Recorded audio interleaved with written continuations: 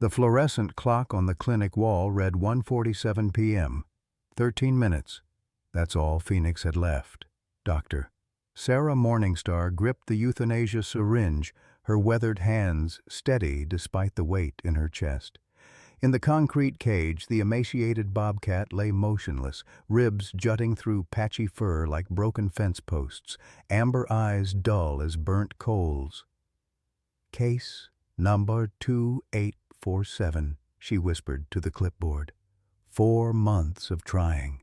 4 months of watching this magnificent predator waste away, too broken to hunt, too human-imprinted to survive wild." Phoenix lifted his massive head slightly, staring east through the barred window toward something she couldn't see. Always east. Every morning, like he was waiting for someone who'd never come. Her phone buzzed. Unknown number. "Dr. Morningstar, this is Emma Thunderheart from Second Chance Wildlife Sanctuary."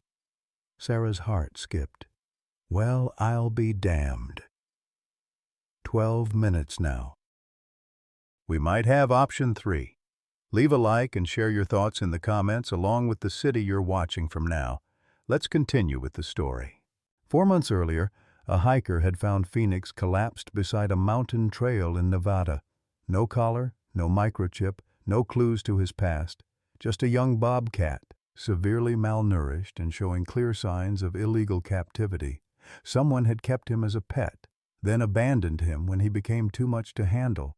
Sarah had tried everything the textbooks recommended, special diets rich in vitamins and protein, environmental enrichment with climbing structures and hiding spots, live prey to trigger hunting instincts. Nothing worked. Phoenix wouldn't stalk the rabbits they introduced. He showed no fear of humans, a death sentence for any wild animal. Most troubling of all, he spent endless hours pressed against the farthest corner of his enclosure, as if he'd simply given up on living. The Wild Rivers Rehabilitation Center's policy was crystal clear. Animals that couldn't be released and weren't suitable for educational programs had to be humanely euthanized. They didn't have resources for permanent sanctuary care. Sarah understood the logic, but logic felt cold when she looked into Phoenix's eyes. "Every dog has his day," she murmured, an old saying her grandmother used to repeat. Maybe Phoenix's day was today. Emma Thunderheart's voice crackled through the phone with the authority of someone who'd spent decades fighting impossible battles. "I know his condition, Sarah. We've got a foster family in Arizona, Joe and Mary Whitehawk, retired military vet and his wife. They've worked miracles before. Emma, I need to be honest. This animal is broken, completely human-imprinted, won't eat properly. His muscle mass is—" "Send me his file," Emma interrupted gently. "The Whitehawks know about second chances." 3 hours later, Sarah stood in the parking lot watching Emma and her assistant carefully load Phoenix's transport crate into their specialized vehicle. The bobcat barely reacted to the transfer, another troubling sign of his fractured spirit. "You sure about this?" Sarah asked one final time, studying Emma's weathered face that showed years of dedication to lost causes. Emma smiled, securing the crate with practiced efficiency. Joe spent 30 years as a large animal veterinarian before retiring. Mary worked beside him as a vet tech. Their retirement plan involved traveling the world, but... She paused, her expression softening. "Let's just say they understand what it means to lose something precious. If anyone can reach Phoenix, it's them." As the van pulled away toward Arizona, Sarah allowed herself a small flame of hope. Maybe the old saying was true. Maybe Phoenix's day wasn't ending. Maybe it was just beginning. The clock on her phone read 2:15 p.m., 15 minutes past his scheduled execution. Phoenix was officially living on borrowed time. 15 years earlier, 8-year-old Tommy Whitehawk had pressed his face against the glass at the Phoenix Zoo, mesmerized by a bobcat sunning itself on a rocky ledge. His dark eyes sparkled with the kind of wonder that made Joe's chest tight with pride and love. "Dad, look how beautiful he is," Tommy whispered, his breath fogging the glass. "When I grow up, I want to save animals just like you do." Joe knelt beside his son, wrapping an arm around the boy's thin shoulders. Tommy had always been small for his age, but what he lacked in size, he made up for in heart. "Wildcats are special, son. They carry the spirit of the old ways," your grandmother used to say. Mary joined them, her long black hair catching the Arizona sunlight as she smiled at her two favorite people. "Remember what Grandma Sunflower taught us? Every creature has a purpose, even when we can't see it." That was before the headaches started, before the late-night emergency room visits, before the word that changed everything, leukemia. Dr. Rodriguez had delivered the diagnosis with the kind of clinical gentleness that medical professionals perfect over years of breaking hearts. Acute lymphoblastic leukemia. It's aggressive, but Tommy's young and strong. We'll fight this together. The next 2 years blurred into a nightmare of hospital stays, chemotherapy sessions, and false hopes. Joe's military training had prepared him for combat zones, but nothing had prepared him for watching his son waste away in a sterile hospital bed. The PTSD from his 3 tours in Afghanistan seemed insignificant compared to the helplessness of watching Tommy fight a battle Joe couldn't join. Mary became their rock, somehow finding strength in the deepest wells of maternal love. She slept in hospital chairs, learned medical terminology that no parent should need to know, and never once let Tommy see her cry. "Grief shared is grief halved," she would whisper to Joe during the darkest moments, though some nights it felt like their grief was too heavy for 2 people to carry. Tommy's room at home remained exactly as he'd left it, walls covered with pictures of wild animals, especially big cats. His collection of stuffed bobcats sat on shelves like silent guardians. The window faced east, catching the first light of dawn because Tommy loved watching the sunrise. "It means every day is a new chance, Dad," he'd said during one of his better days. The last conversation haunted Joe's dreams. Tommy, thin as a sparrow but with eyes still blazing with that indomitable spirit, had gripped his father's calloused hand with surprising strength. "Dad, promise me something. Anything, son. You know that. Promise me you'll save an animal that nobody else will save." "Something really wild and beautiful, like those bobcats we saw." Tommy's voice was barely a whisper, but his words carried the weight of a sacred oath.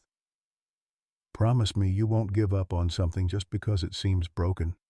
Joe's throat had closed up entirely. He could only nod, tears streaming down his face for the first time since childhood.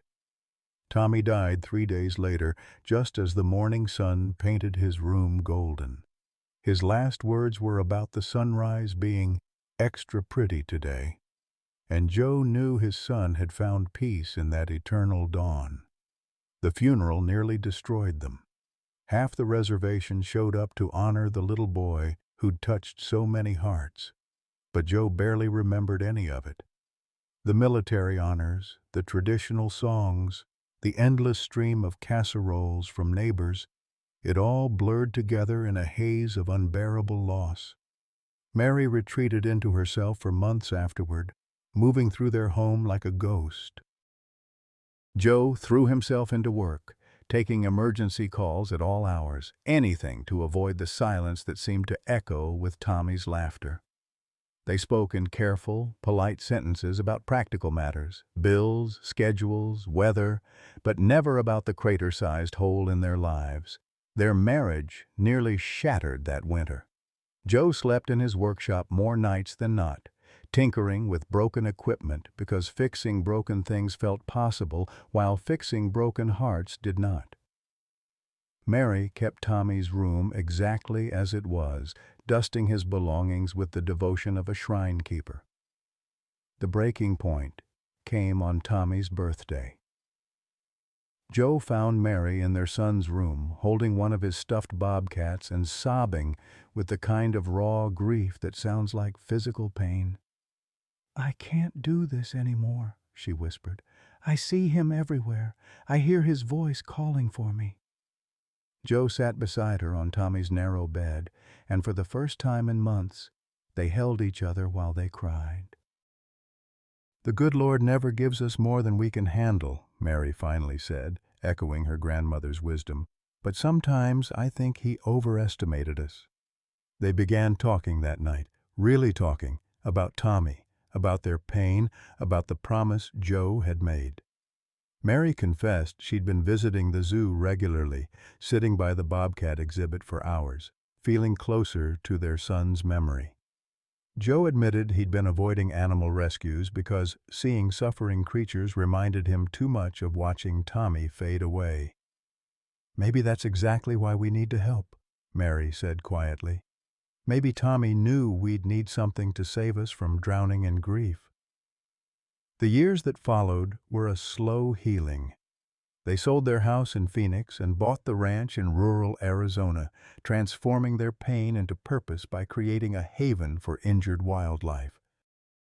Joe's veterinary skills and Mary's nurturing nature proved perfect for rehabilitation work, but they'd never taken on anything as challenging as a big cat. Other couples their age were becoming grandparents, traveling, enjoying retirement. Instead, Joe and Mary found meaning in mending broken wings and healing wounded spirits. Friends worried they were using work to avoid dealing with their loss. But the truth was simpler. Helping animals heal helped them heal. Tommy's room in the new house faced east, just like before. They'd moved his belongings carefully, reverently, creating a memorial that felt alive rather than morbid. Sometimes, in the early morning light, Joe could almost hear his son's voice calling out excitedly about some new animal fact he'd learned. The promise remained unfulfilled, though. 15 years of rehabilitating hawks, owls, injured deer, and abandoned fox kits, but never the kind of magnificent, impossible case that would honor Tommy's memory properly. Joe had begun to wonder if he'd failed his son's final request. Then Emma Thunderheart called about a dying bobcat that nobody else would save, and Joe felt something shift in his chest like tumblers falling into place in an old lock. "Mary," he called to his wife, who was tending their small vegetable garden, "I think it's time." She looked up, dirt on her hands and understanding in her eyes. After 40 years of marriage, some conversations didn't need words.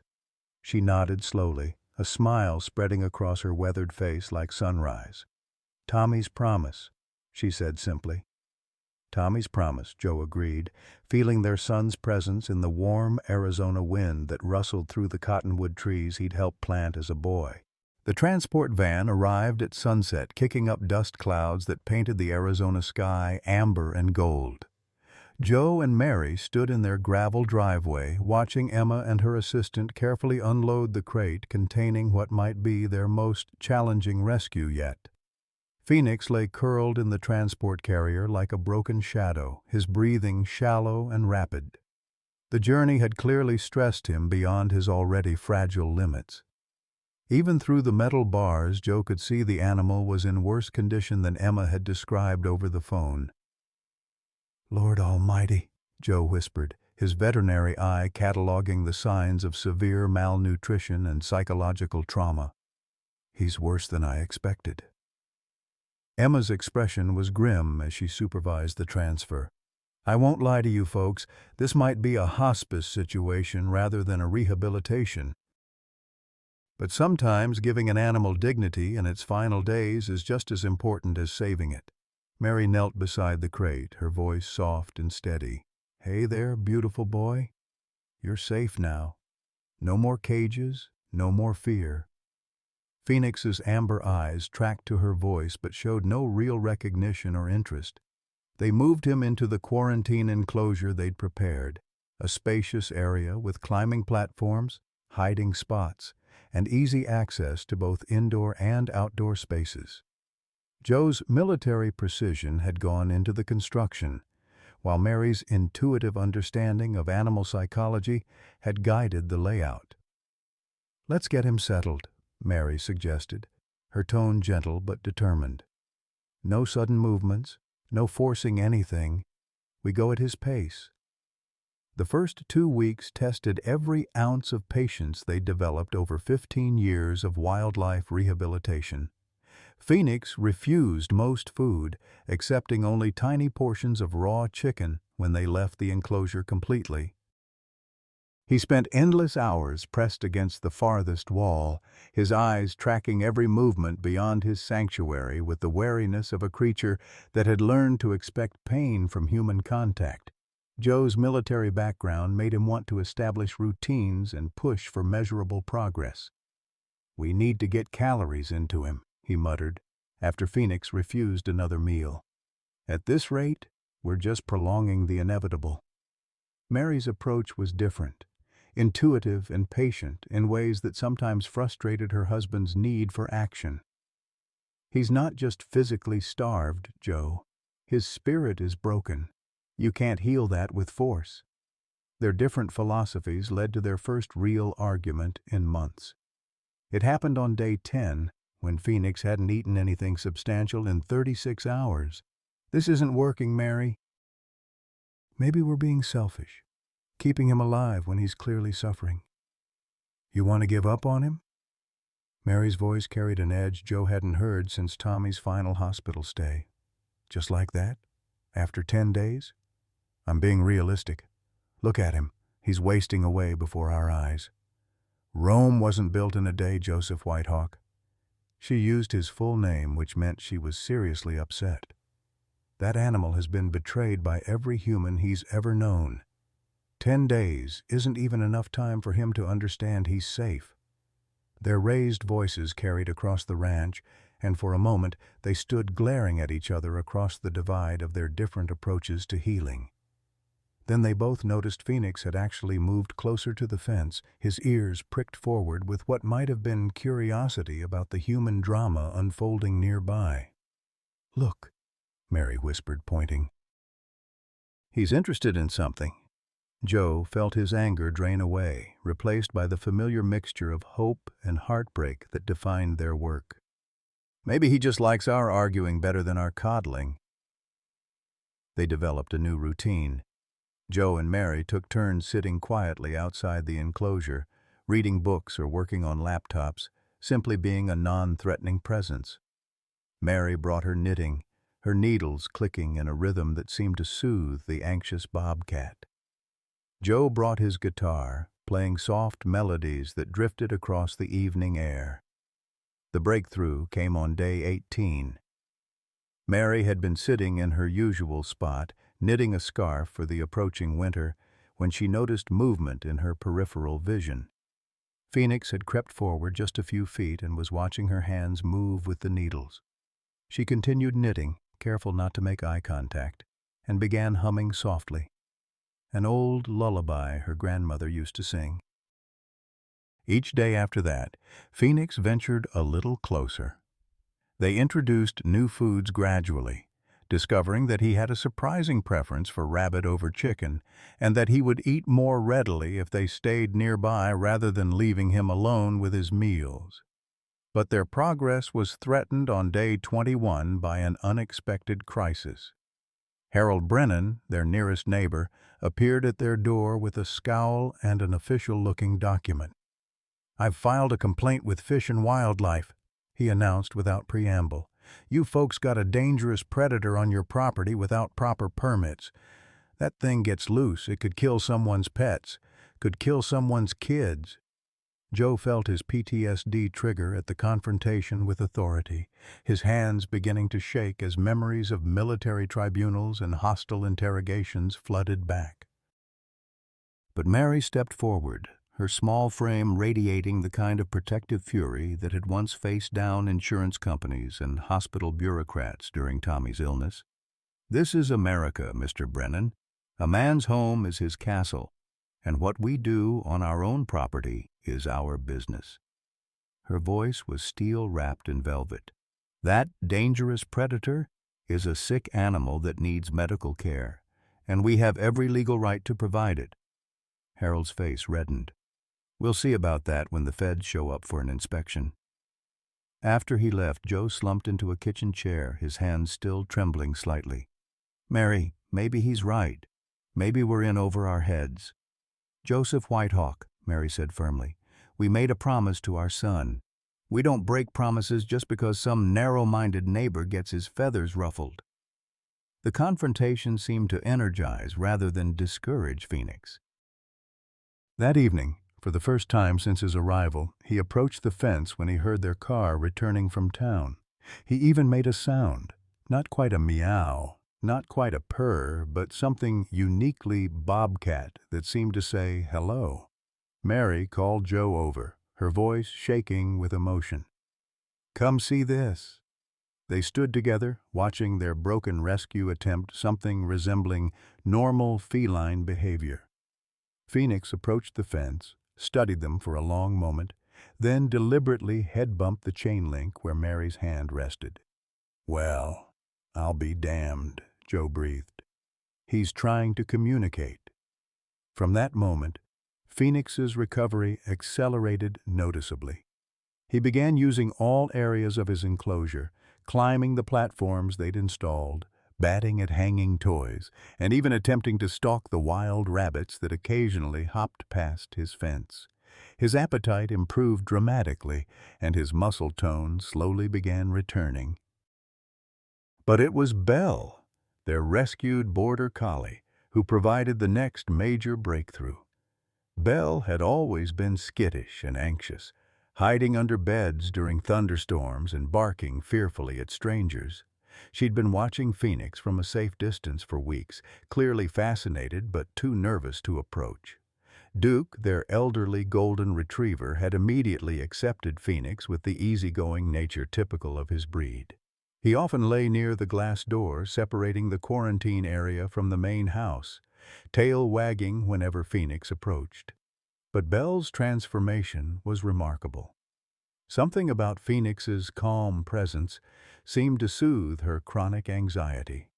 Within days of his breakthrough with Mary, Belle was lying peacefully near the enclosure, no longer barking or retreating when the bobcat came into view.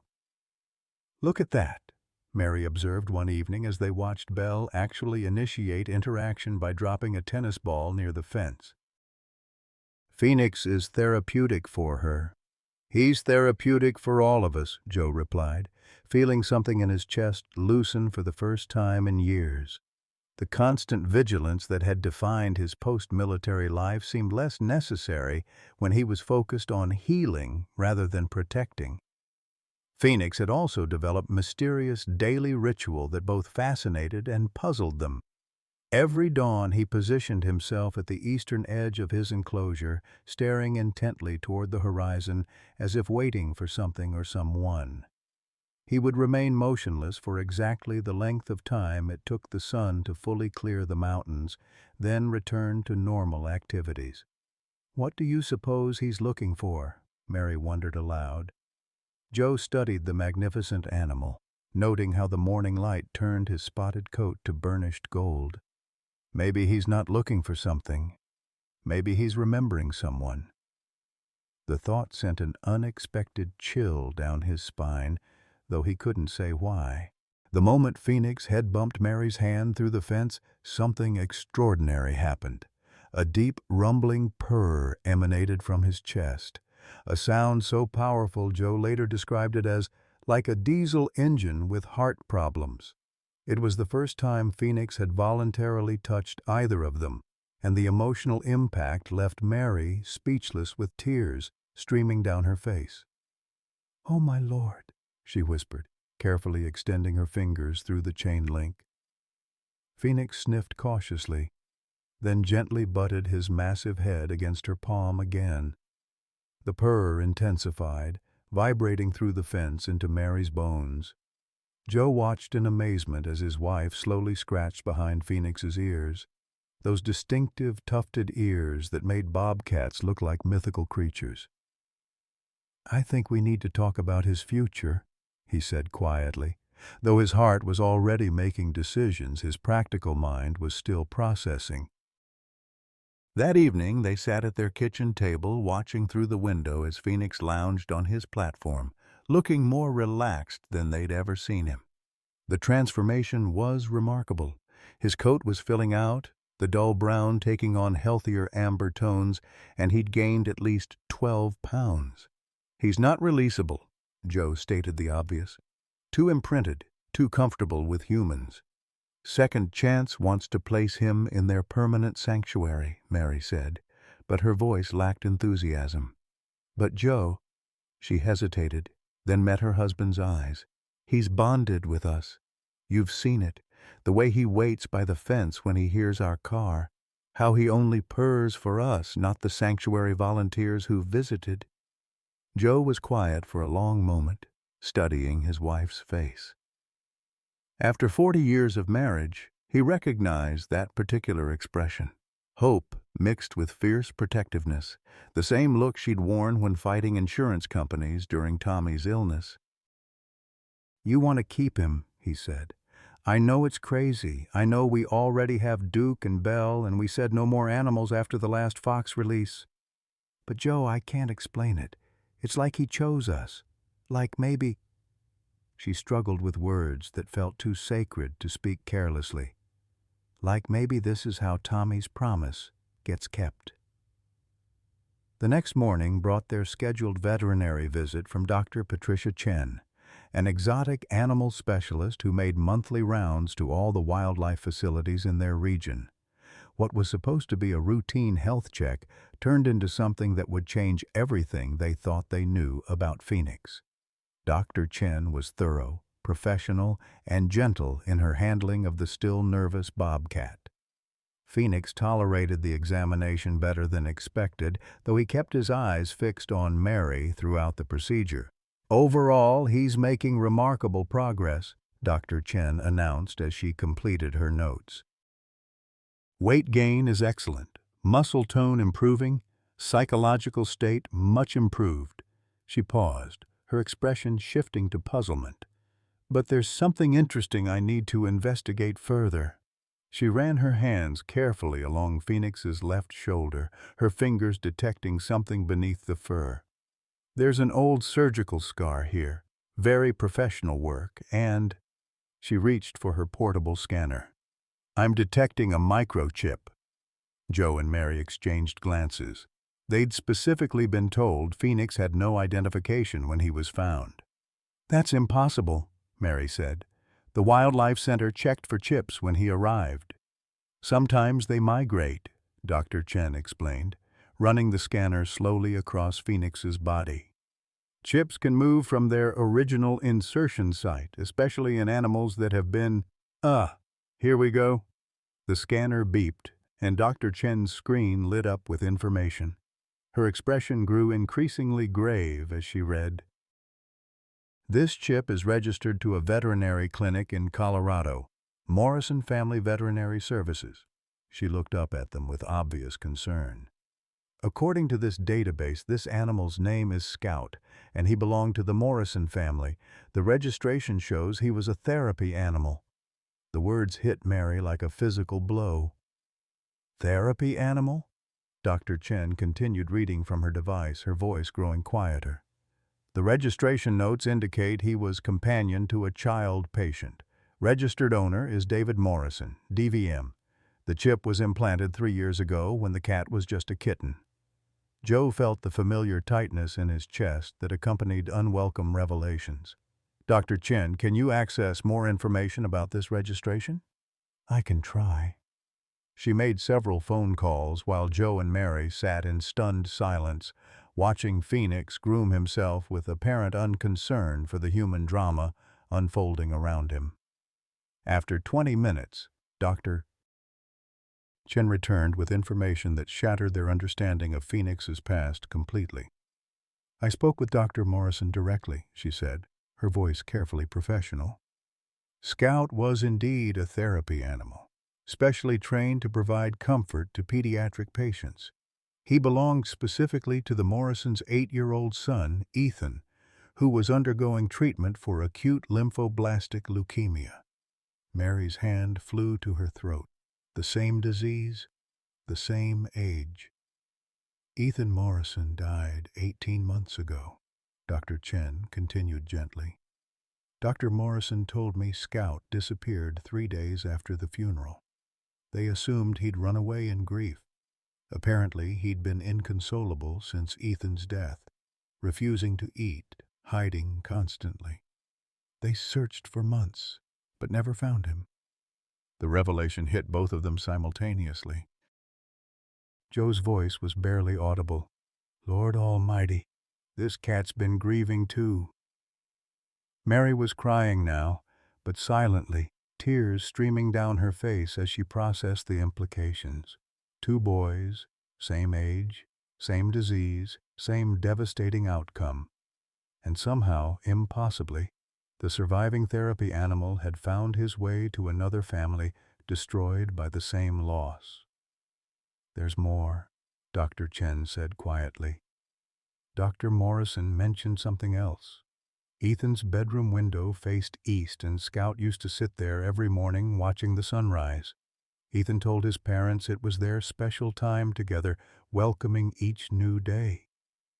Phoenix's mysterious dawn ritual suddenly made perfect sense. He wasn't looking for something. He was maintaining a ritual of remembrance, honoring a little boy who would never see another sunrise. Joe stood abruptly, his chair scraping against the kitchen floor.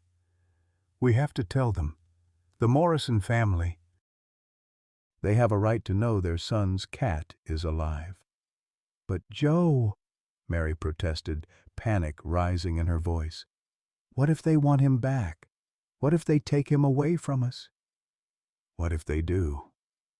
Joe's military honor was warring with his protective instincts. Mary, that family has been grieving their son and their son's cat for 18 months. Don't you think they deserve to know Scout survived? The moral dilemma tore at them both. They'd grown to love Phoenix deeply, and he'd clearly bonded with them. But he'd belonged to another grieving family first, another little boy who'd loved him just as much as Tommy would have. Truth has a way of surfacing, Mary said finally, quoting another of her grandmother's sayings. Maybe the truth is that some animals are meant to heal more than one broken heart. Dr. Chen gathered her equipment quietly, sensing the family discussion that needed to happen. I have to file a report about the microchip, she said. It's legally required. But I can give you some time to process this information before I make contact with the Morrison family. After she left, Joe and Mary sat in their kitchen watching Phoenix through the window. He was engaged in one of his favorite activities, attempting to catch the wild rabbits that boldly hopped past his enclosure, clearly aware they were safely outside his reach. He looks happy, Mary observed. For the first time since he arrived, he looks genuinely content. But is he ours to keep? Joe asked. Or are we just temporary caretakers for another family's grief? That night, Mary lay awake, staring at the ceiling, listening to Joe's restless sleep beside her. Through their bedroom window, she could see Phoenix's enclosure bathed in moonlight. The Bobcat was positioned at the eastern fence, sitting in perfect stillness like a spotted sentinel, watching, waiting, remembering. She thought about Ethan Morrison, a little boy she'd never met but felt connected to through shared loss and love for the same magnificent animal. She thought about Tommy's promise and the miracle of Phoenix arriving exactly when they needed him most. Most of all, she thought about the terrible mathematics of grief, how love didn't diminish when shared, but how the fear of loss could make people possessive of what they treasured most. By morning, Mary had made a decision that would either break her heart or heal it completely. The phone call to Dr. David Morrison was the hardest conversation Mary had ever initiated. Her hands trembled as she dialed the Colorado number Dr. Chen had provided, and Joe sat beside her at the kitchen table, his weathered hand covering hers in silent support. Morrison Family Veterinary Services, this is David speaking. Mary's voice nearly failed her. Dr. Morrison, my name is Mary Whitehawk. I'm calling about Scout. The silence on the other end stretched so long Mary wondered if the call had dropped. When David Morrison finally spoke, his voice was rough with suppressed emotion. You found him? Is Scout alive? He's alive, Mary managed, watching through their window as Phoenix stalked a butterfly with the focused intensity that had become familiar and beloved. He's been with us for 6 weeks now. We've been calling him Phoenix. The conversation that followed was painful and awkward, two grieving parents trying to navigate the impossible territory of shared loss and found hope. David Morrison's voice broke when Mary described Phoenix's daily sunrise ritual, and she found herself crying when he told her about Ethan's final weeks. Ethan made us promise we'd find Scout after he was gone, David said. He was so worried about what would happen to him. We searched everywhere, posted flyers, contacted every shelter and rescue within 300 miles. Linda, my wife, she took it almost as hard as losing Ethan. Scout was the last connection we had to our son. Mary's heart ached for the unknown woman grieving not just her child, but the animal that represented their final link to him. Dr. Morrison, I need to tell you something. My husband and I, we lost our 8-year-old son 15 years ago. Same disease as Ethan. And Scout Phoenix. He's been healing something in us we thought was permanently broken. Another long silence. When David spoke again, his voice was wondering. Same age? Same disease? Tommy died of acute lymphoblastic leukemia when he was 8. His last wish was for us to save an animal that nobody else would save. Mary paused, struck by the impossible coincidence.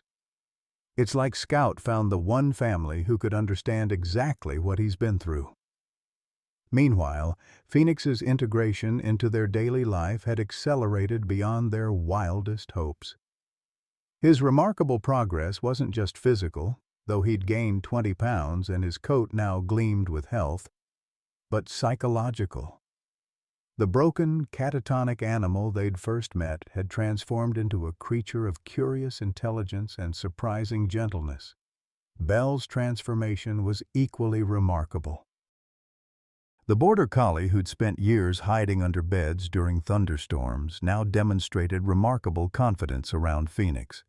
She'd apparently appointed herself as his unofficial guardian, positioning herself between the Bobcat's enclosure and any perceived threats, including the mailman, delivery trucks, and Harold Brennan's increasingly frequent hostile visits. Phoenix's quirks were becoming beloved family routines.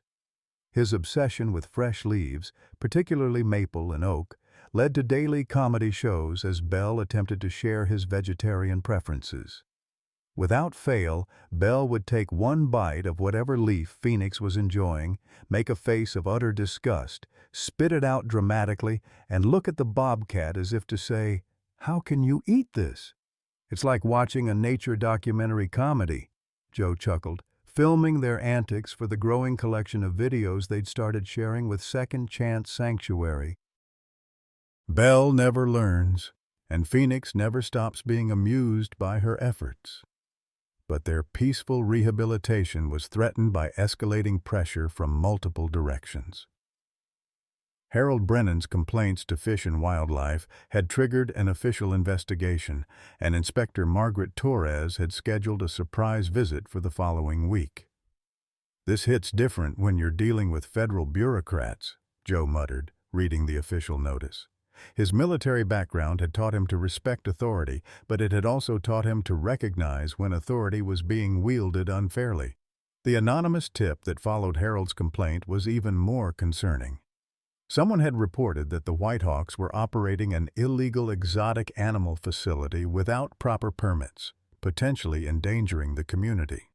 The language was specific enough to suggest insider knowledge that went beyond what a casual observer could gather. "You think Harold's been spying on us?" Mary asked. noting how the complaint mentioned specific details about Phoenix's enclosure and daily routines. "Wouldn't put it past him," Joe replied grimly. "But we're not doing anything illegal. Our permits are current, and we're working under Second Chance's umbrella license." Phoenix seemed to sense the tension surrounding his humans. His behavior became more protective, particularly toward Mary. When strangers visited the ranch, he positioned himself between Mary and the perceived threat, his muscles coiled and ready despite the barrier of his enclosure. The first winter brought unexpected revelations about Phoenix's personality. The first significant snowfall had Mary and Joe bundled up on their porch, watching as Phoenix experienced deep snow for perhaps the first time in his memory. He approached it cautiously at first, patting at it with one massive paw, then suddenly exploded into action. What followed was pure joy made visible. The Phoenix leaped, pounced, and rolled in the white powder with an expression of absolute delight. He attempted to catch snowflakes, his amber eyes tracking their descent with predatory focus before snapping at them with comic timing. Even Belle was inspired to join him in the enclosed yard, the two animals creating chaos of paw prints and snow angels. "Look at him!" Mary laughed, filming as Phoenix discovered the joy of making snow fly by batting at it with his powerful front paws. From death's door to this. But winter also brought intensified pressure from the investigation.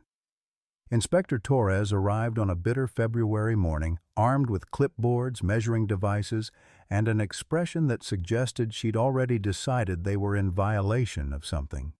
"Mrs. Whitehawk, these enclosures exceed recommended size for temporary rehabilitation," she noted, making marks on her forms.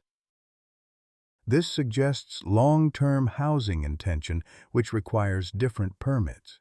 We built them larger than necessary because we wanted the animals to be comfortable," Mary replied, her grandmother's diplomatic skills serving her well. "Isn't animal welfare the goal?" Inspector Torres was thorough, professional, and maddeningly bureaucratic. She measured fence heights, inspected security protocols, and questioned every aspect of their operation. Phoenix watched the proceedings with obvious suspicion, his ears flattened and muscles tense. "The animal appears stressed by my presence," Torres observed. "This could indicate inadequate socialization protocols." Joe bit back his first response, which would have involved explaining exactly how Phoenix had been socialized before arriving at their ranch. Instead, he said mildly, "He's protective of his family. Most animals are." The word family seemed to catch Torres's attention. "Mr. Whitehawk, this is a rehabilitation facility, not a permanent home. Animals in rehabilitation should maintain distance from their human caretakers to facilitate eventual release or placement." "With respect, Inspector, this particular animal will never be releasable," Mary interjected. "He's completely human-imprinted and has significant psychological trauma from his past. Our approach is focused on giving him the best possible quality of life." Torres made more notes, her expression unreadable. "I'll need to review your protocols with the state office. You'll receive our findings within 2 weeks."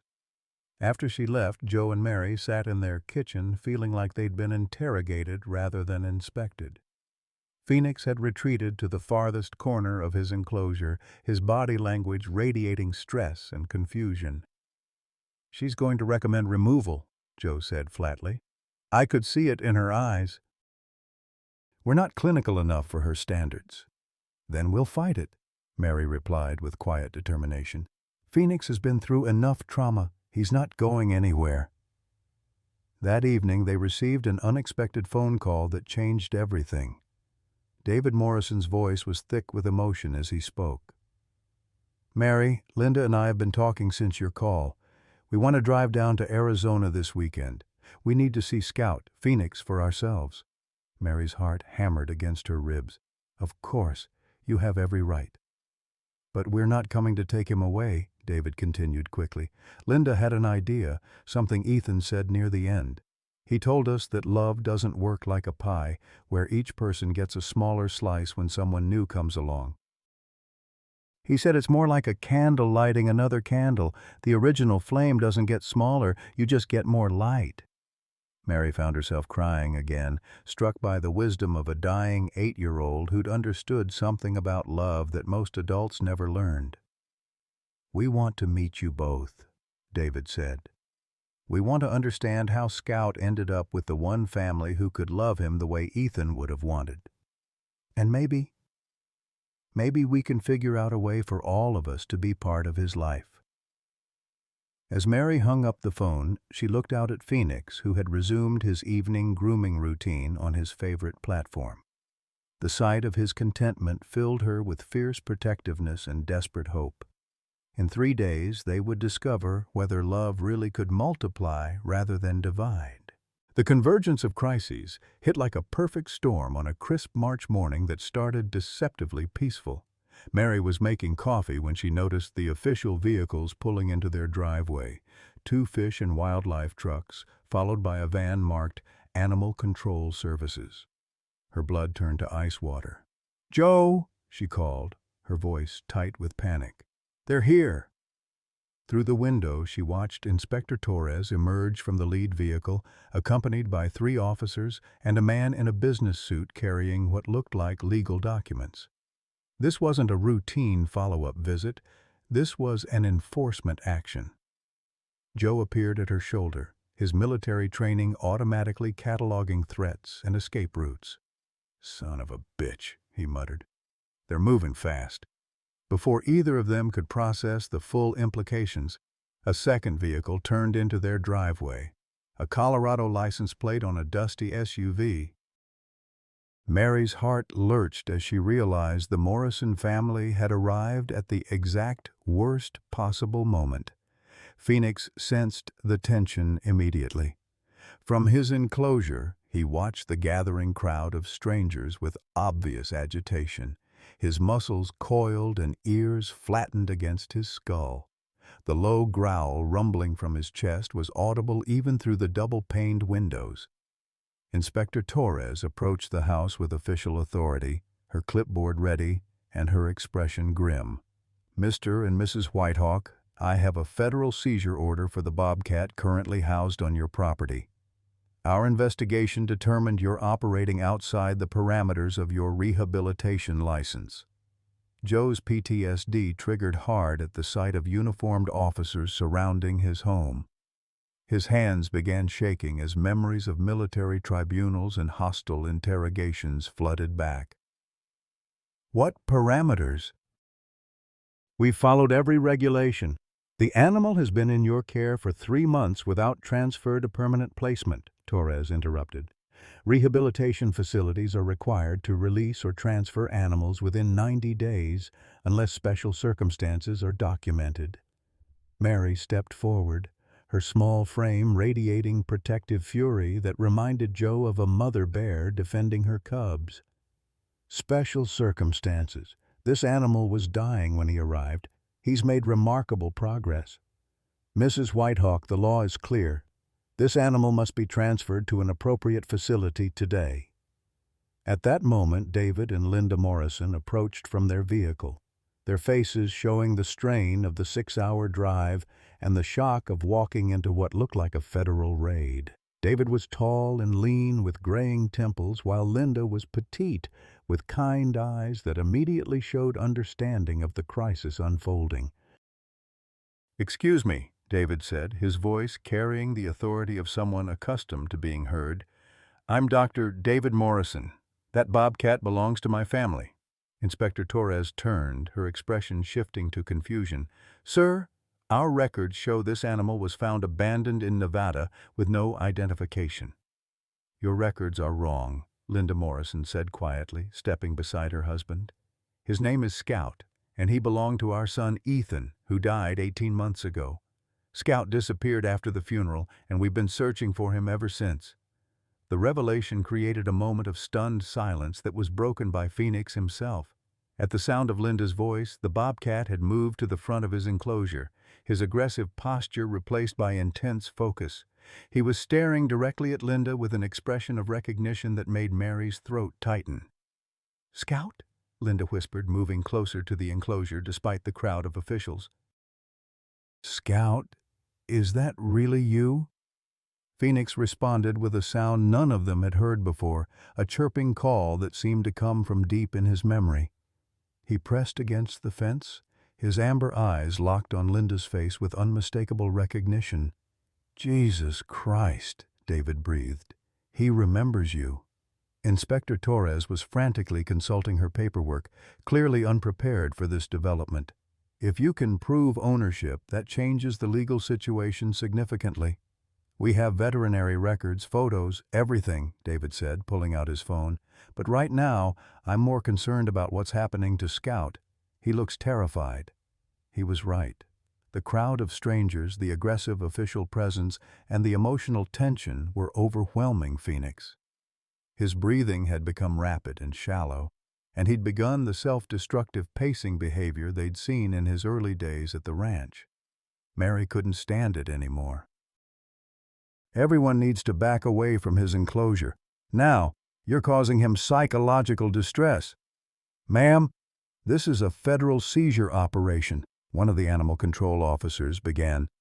"This is a scared animal who's been through hell," Mary snapped, her grandmother's diplomatic skills abandoned in favor of maternal protection.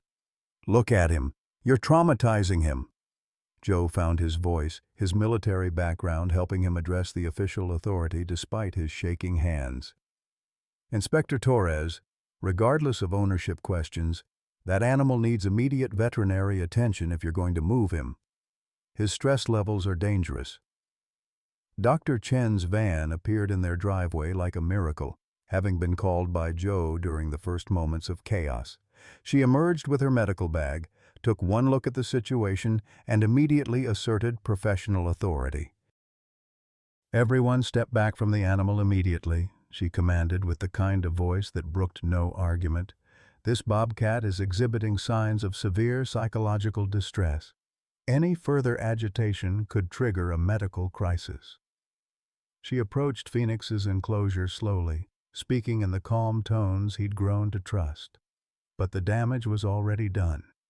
Phoenix had retreated to the farthest corner, his body rigid with stress and his eyes showing the kind of wildness they hadn't seen since his early days.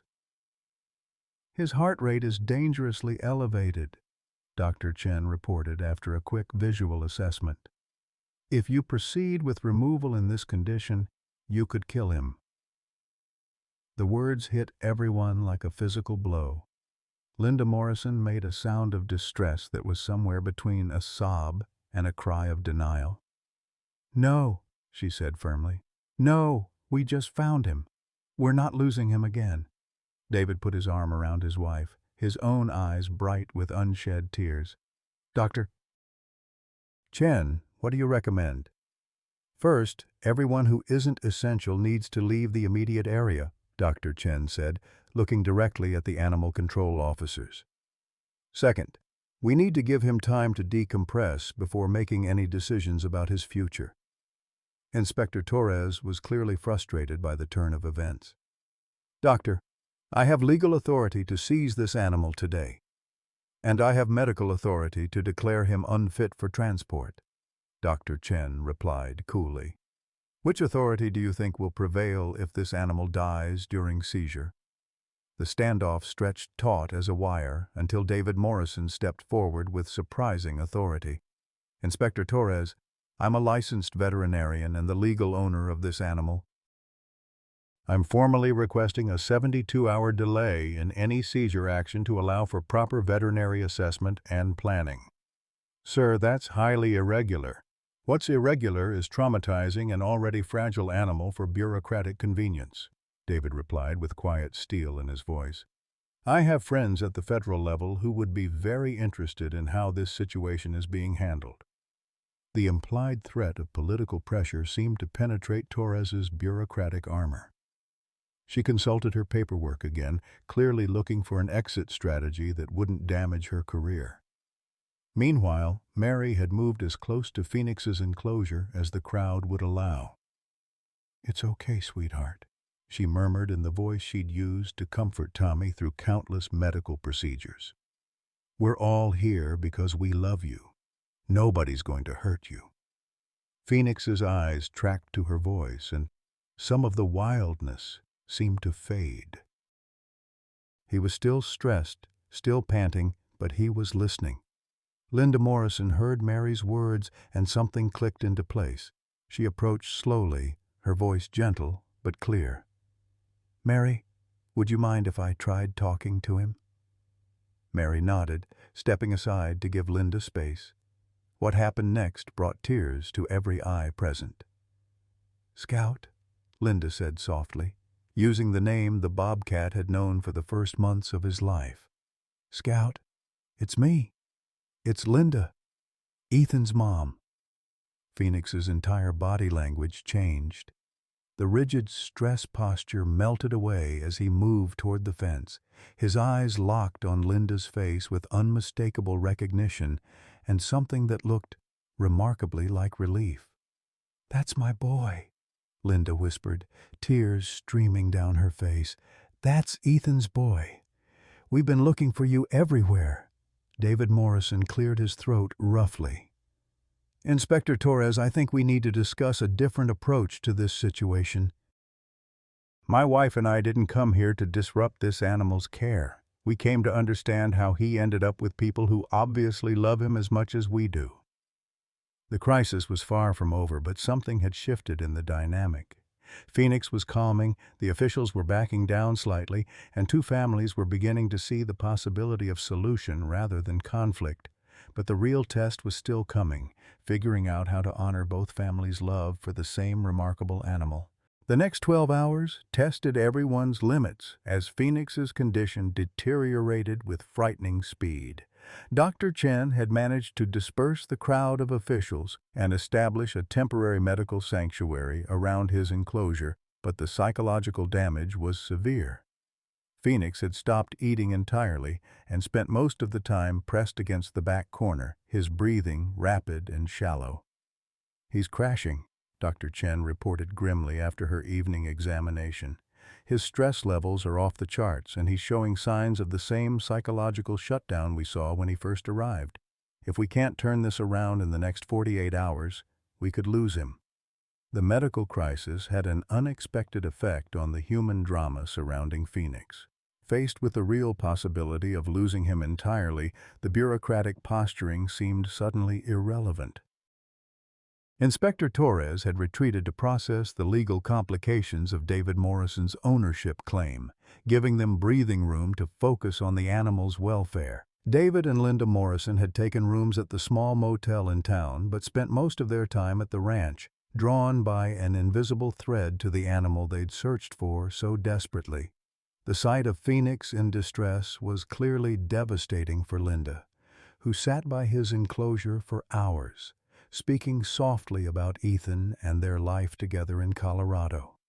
"He used to sleep at the foot of Ethan's hospital bed," Linda told Mary as they maintained their vigil. "Even when Ethan was too sick to interact, Scout would lie there like a furry guardian angel. The nurses said they'd never seen anything like the bond between them." Mary felt her heart breaking for this woman who'd lost both her child and the last living connection to him. "Linda, I need you to know something." "Phoenix, Scout. He's been the answer to a prayer we didn't even know we were praying. My husband and I, we lost our son Tommy 15 years ago. Same disease, same age. Phoenix has been healing wounds we thought would never stop bleeding." The two mothers sat in the gathering twilight, watching over an animal they both loved for different reasons, bound together by the terrible mathematics of maternal loss. Their husbands found their own connection, two veterans of different kinds of warfare, Joe from Afghanistan, David from the daily battles of trying to save animals that others had given up on. "This is bigger than ownership," David said quietly as they stood by the fence, watching Phoenix's labored breathing. "This cat has been touched by grief in ways that most animals never experience. Maybe that's why he ended up with you folks. Maybe some things are meant to heal more than one broken heart. But the crisis deepened during the night. Mary woke at 3 a.m. to the sound of silence. No normal animal sounds from the enclosure, no rustling of movement. She and Joe rushed outside in their robes to find Phoenix collapsed on his side, his breathing so shallow it was barely visible. "Call Dr. Chen. Now," Joe commanded, his military training taking over in the emergency. "And call the Morrisons." Dr. Chen arrived within 20 minutes, her emergency kit in hand and her expression grim. The examination confirmed their worst fears. Phoenix was dying, not from any physical ailment, but from the psychological trauma of believing he was being abandoned again. "His heart rate is dangerously low," she reported as she worked to stabilize him. "This is what we call broken heart syndrome in animals. He's given up." Linda Morrison's anguished cry pierced the night air. "No, Scout, no! We just found you." But it was Mary who provided the key insight that would save Phoenix's life. Watching Linda's desperation and remembering her own son's final days, she suddenly understood what Phoenix needed to hear. "Linda," she said urgently, "tell him about Ethan. Tell him Ethan sent you to find him." Linda dropped to her knees beside the enclosure, her voice breaking with emotion. "Scout, listen to me. Ethan sent us to find you. He's been waiting for us to bring you home. But honey, he doesn't want you to come to him yet.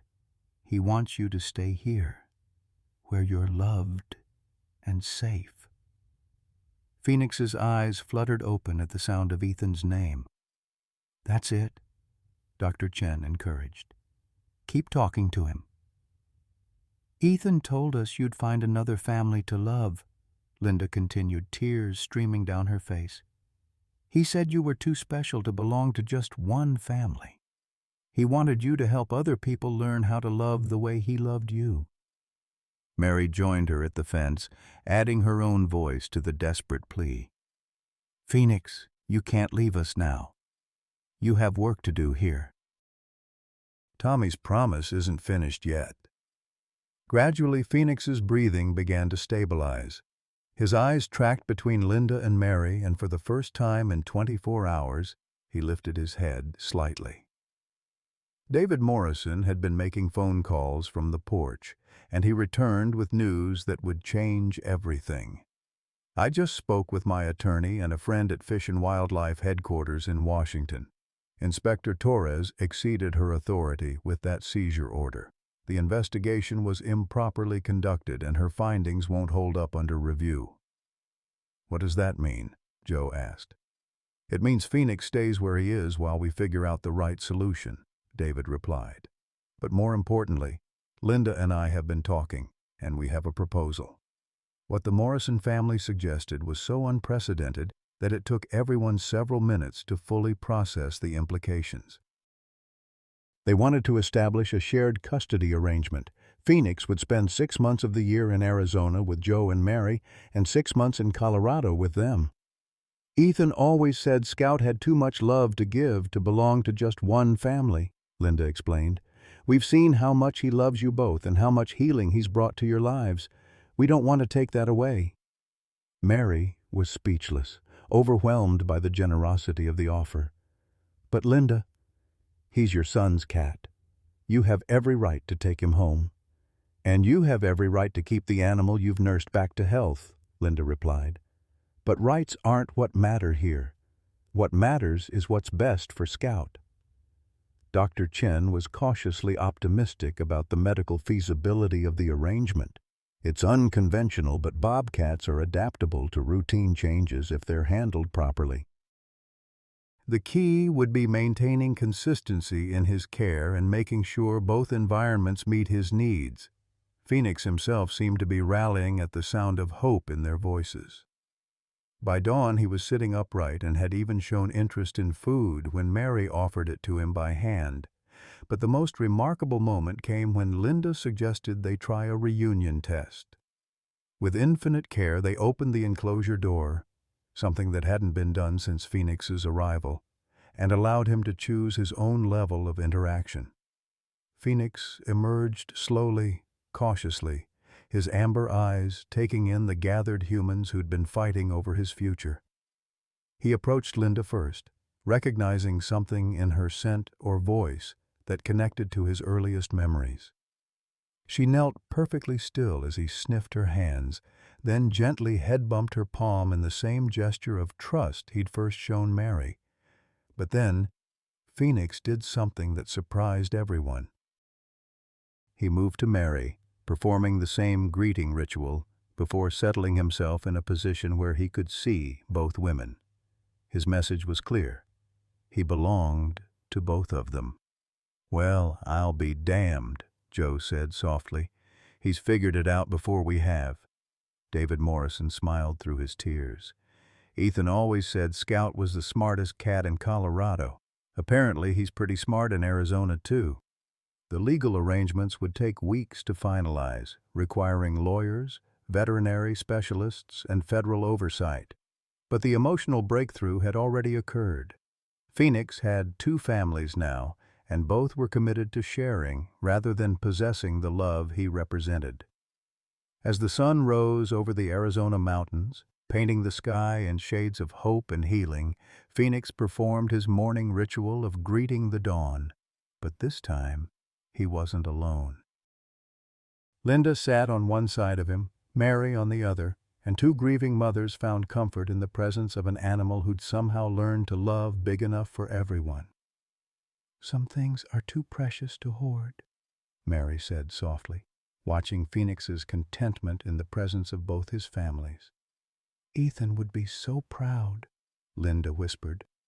"His cat learned to love the way he did, without limits."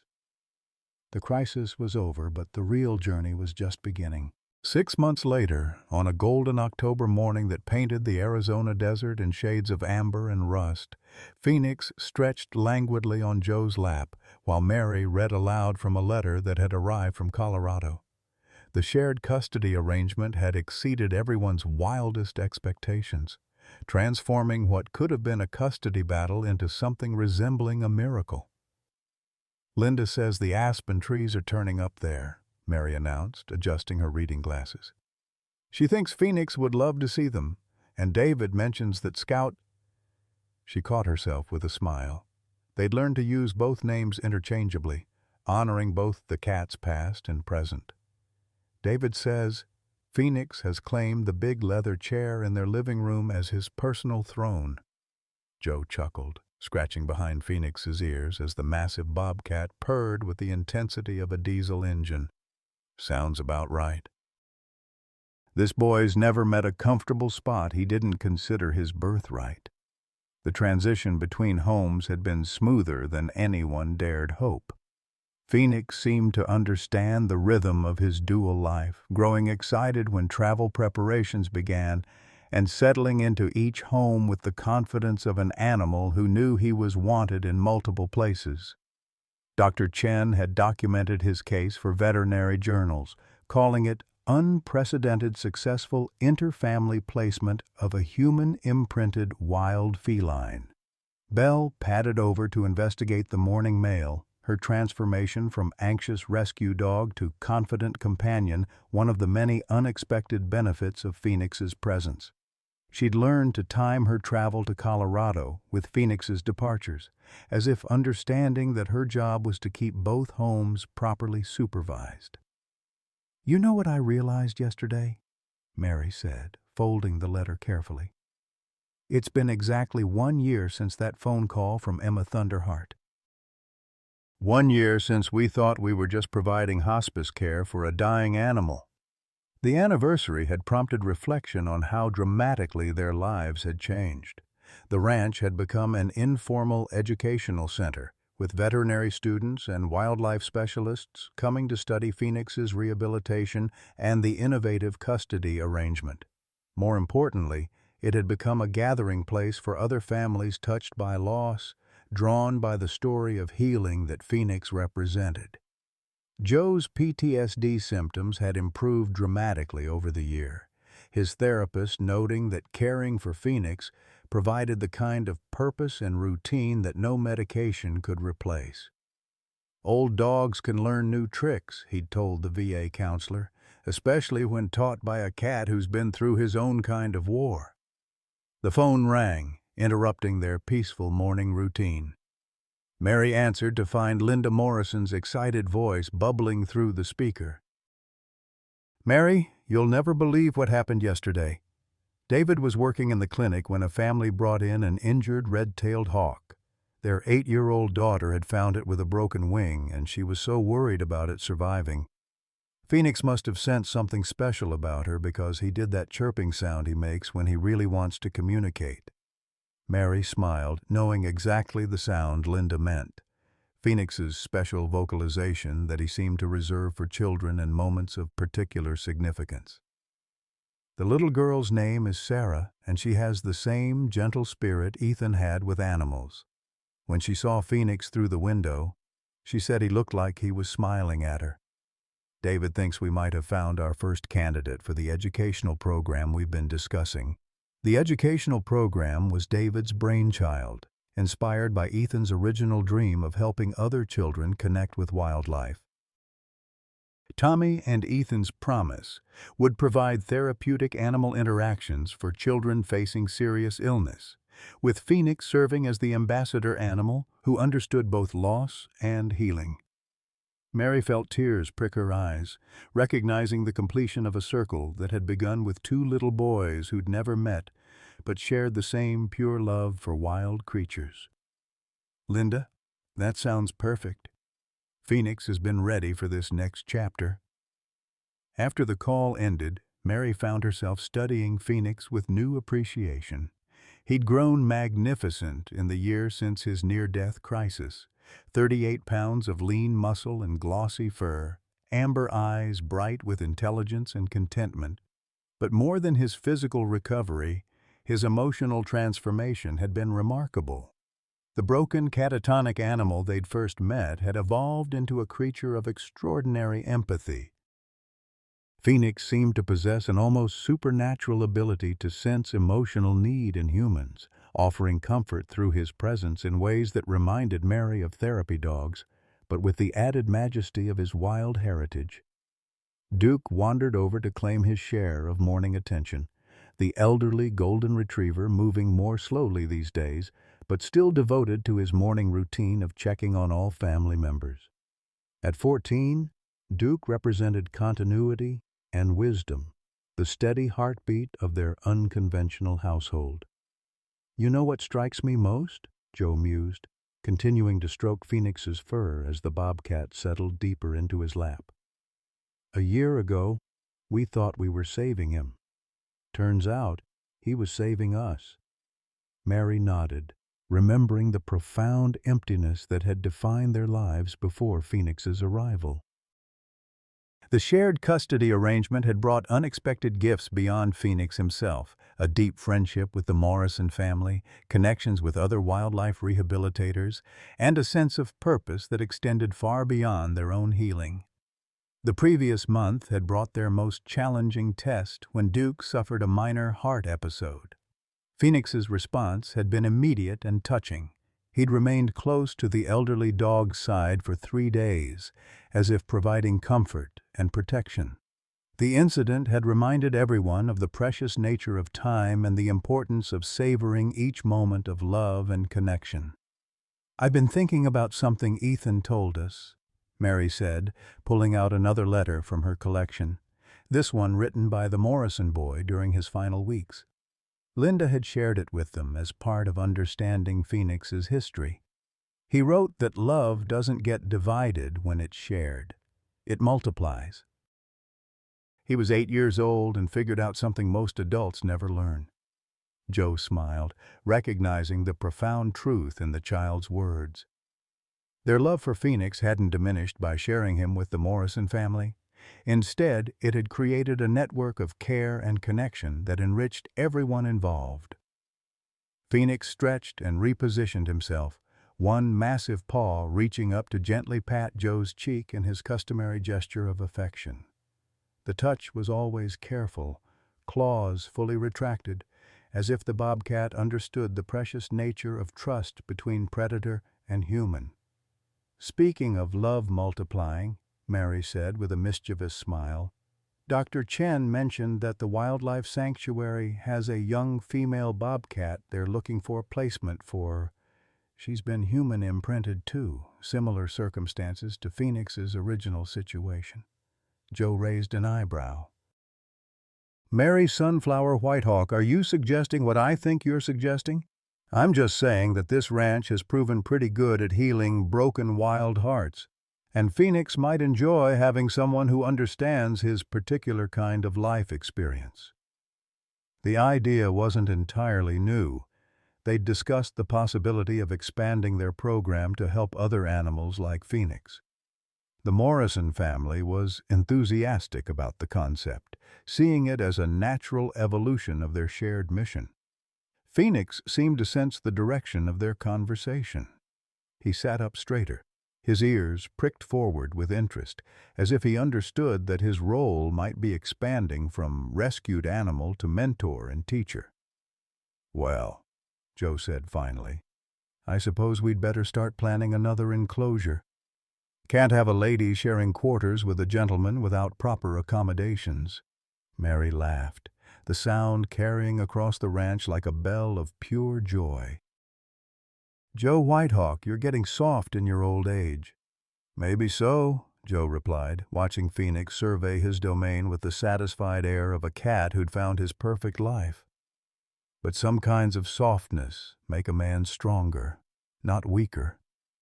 As if in agreement, Phoenix began his evening purr, that remarkable rumbling sound that seemed to vibrate through everything around him, a song of contentment that spoke of second chances, healing hearts, and the miraculous ways that love could transform even the most broken spirits.